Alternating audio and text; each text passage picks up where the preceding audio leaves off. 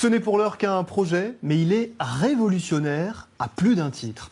La Finlande envisage d'instaurer un revenu universel. Tous les habitants recevraient de l'argent chaque mois. Le travail, ce serait alors une option pour ceux qui souhaitent gagner plus. Est-ce que c'est réaliste? Et en France aussi, certains pensent que c'est peut-être possible demain. Explication Lola Maranichi, Hassan Ayadi, Emmanuel Lebrun. L'idée trotte dans la tête des économistes depuis 200 ans. En Finlande, le gouvernement veut en faire une réalité. Une allocation de 1 000 € versée chaque mois à tous les citoyens, sans condition. Et cela pour remplacer toutes les aides sociales de l'État.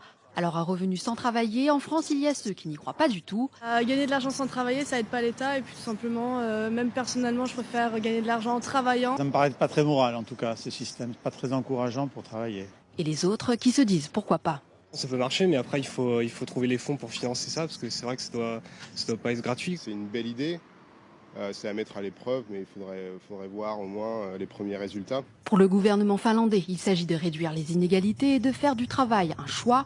En France, des économistes estiment la proposition réaliste. Et ce serait effectivement extrêmement facile de le faire en France. Si on faisait la synthèse de tous les mécanismes existants, d'un point de vue social comme du point de vue fiscal, on pourrait assez facilement dégager le fait de donner à chaque individu dans ce pays une somme de l'ordre de 450 à 500 €, et ça assez facilement. 500 € pour un adulte, la moitié pour un enfant, soit une moyenne de 1 500 € pour un couple avec 2 enfants.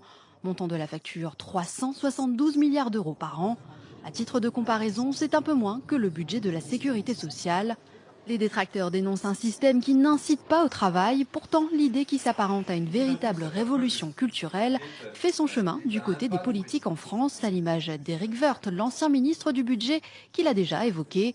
La réflexion est donc lancée.